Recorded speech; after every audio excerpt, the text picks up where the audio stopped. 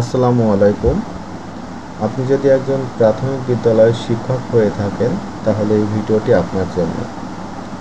বর্তমান সময়ে প্রাথমিক বিদ্যালয়ের শিক্ষকদের কম বেশি প্রায় সকল তথ্যই IPMIES এই ওয়েবসাইটটিতে থাকে। সুতরাং আপনি চাইলে এখান থেকে আপনার বিভিন্ন প্রশিক্ষণ সম্পর্কিত তথ্য কিংবা শিক্ষক হিসেবে আপনার বিভিন্ন তথ্য কিংবা বদলি আবেদন এগুলো আপনি এখান থেকে করতে পারেন।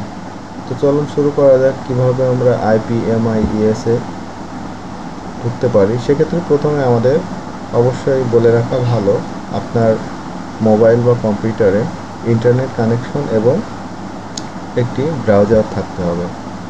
আমরা আমাদের ডিভাইস থেকে ক্রোম ব্রাউজারের মাধ্যমে IPMIES এ ঢোকার চেষ্টা করি।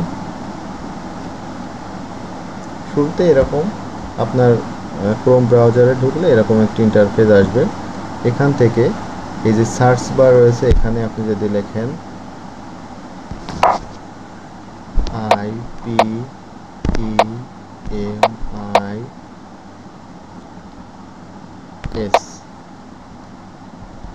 লিখে সার্চ বাটনে ক্লিক করলে এরকম একটি ইন্টারফেস আসবে।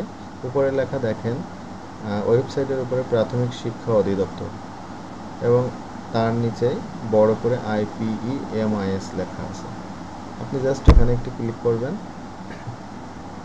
দেখেন এখানে যদি আপনার অ্যাকাউন্ট করা থাকে সেক্ষেত্রে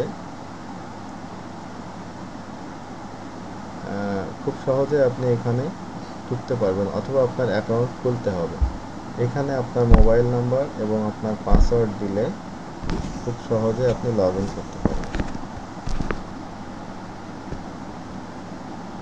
এখান থেকে আমি আমার মোবাইল নাম্বার এবং পাসওয়ার্ড দিয়ে লগ ইন করার চেষ্টা করছি। জাস্ট সাইন ইন বাটনে ক্লিক করতে হবে। সাইন ইন বাটনে ক্লিক করলে এরকম একটি ইন্টারফেস আসবে। ড্যাশবোর্ডের দিকে খেয়াল করলে দেখতে পাবেন আমার আবেদনসমূহ, শিক্ষকের তালিকা, বদলি আবেদন, বিদ্যালয়ের তথ্য, প্রোফাইল আপডেট, শিক্ষার্থীর সারাংশ, আমার প্রশিক্ষণসমূহ, আমার মামলাসমূহ। মোটামুটি আপনার প্রয়োজনীয় যাবতীয় তথ্য এখানে পাবেন। আর ইন্টারফেসে ড্যাশবোর্ডে আপনি দেখতে পাবেন আপনার বিদ্যালয়ের নাম, বিদ্যালয়ের অবস্থান, ছাত্রছাত্রীর সংখ্যা।